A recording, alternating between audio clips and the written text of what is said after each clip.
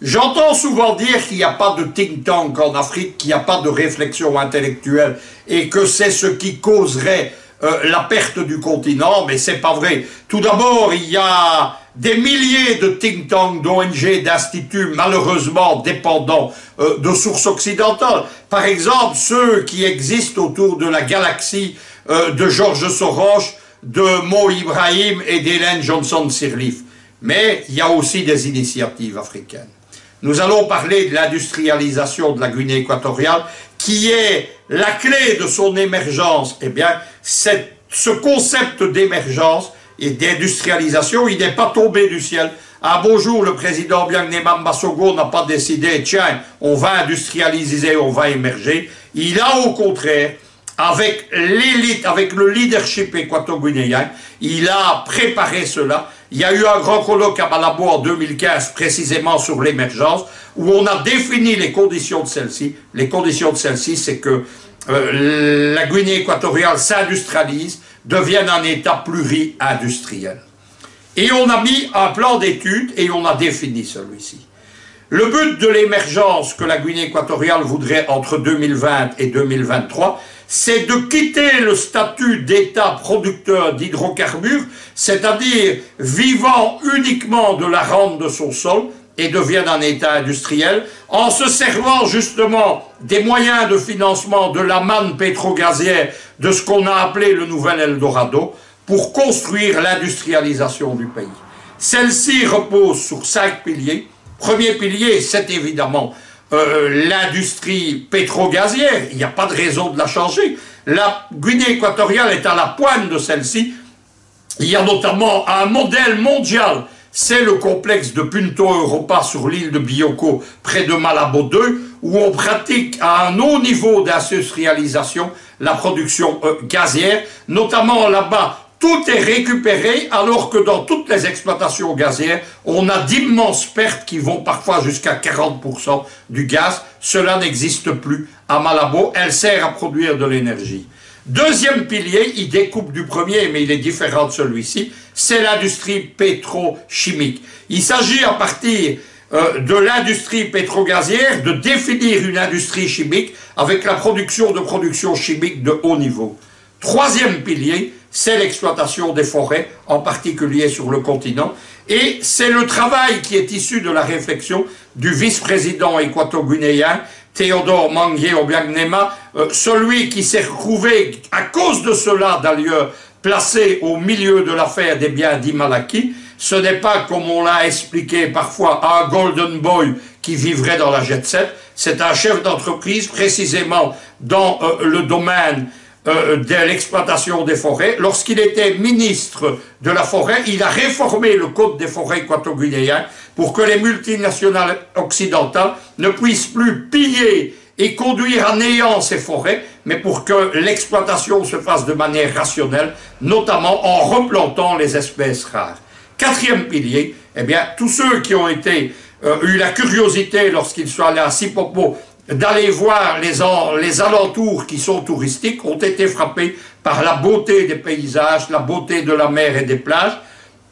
Ce sont des paysages qui ont un équivalent, c'est ceux de la Jamaïque précisément, c'est ceux des îles des Antilles qui sont les destinations les plus prisées dans le tourisme.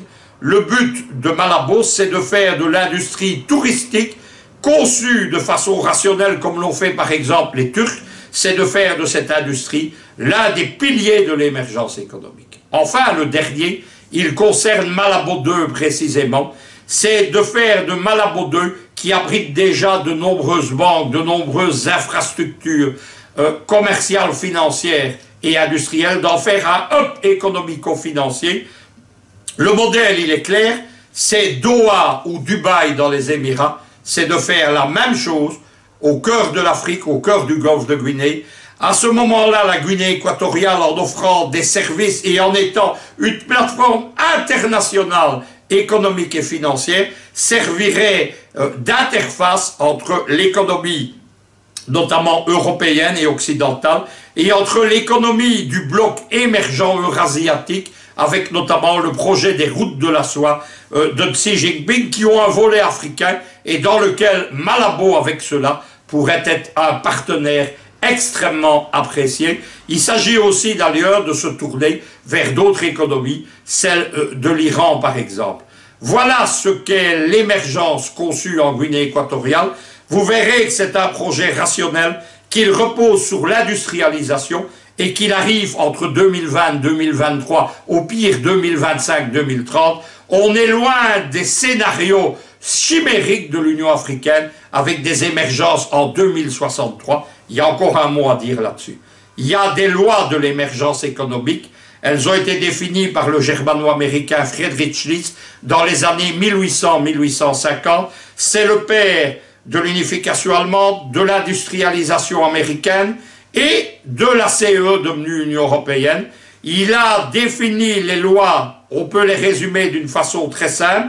Pas d'émergence et de développement sans industrialisation lourde qui apporte précisément l'accumulation privative du capital qui permet l'économie moyenne et l'émergence des classes moyennes. Comment y arriver? Industrie lourde, mais aussi un plan de développement économique qui est simple, plus dans l'espace défini de frontières douanières, libre circulation des personnes et des biens, mais contrairement aux libéraux, frontières douanières strictes autour de cet espace, on n'importe plus ce qu'on peut fabriquer à l'intérieur, on taxe lourdement ce qui est exporté par les puissances économiques concurrentes dans cet espace économique.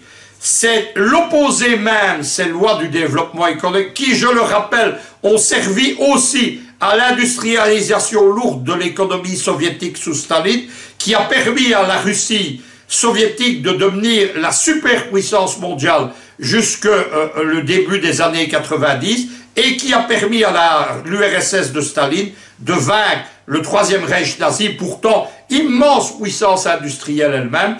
Toutes ces lois, malheureusement, elles tournent le dos au projet du NEPAD devenu ODA, de l'Union africaine et de toute cette classe économico-politico-financière liée à l'économie de la globalisation occidentale qu'on retrouve malheureusement dans les couloirs de l'Union africaine ou de l'Union européenne. Là, il s'agit de faire de l'Afrique un grand marché sans frontières douanières extérieures, un espace ouvert à la prédation des multinationales, principalement occidentales. C'est refuser le concept même d'émergence et d'industrialisation africaine. La Guinée équatoriale nous le rappelle, petit pays aux grandes ambitions, elle donne une fois de plus un exemple et un modèle à l'Afrique.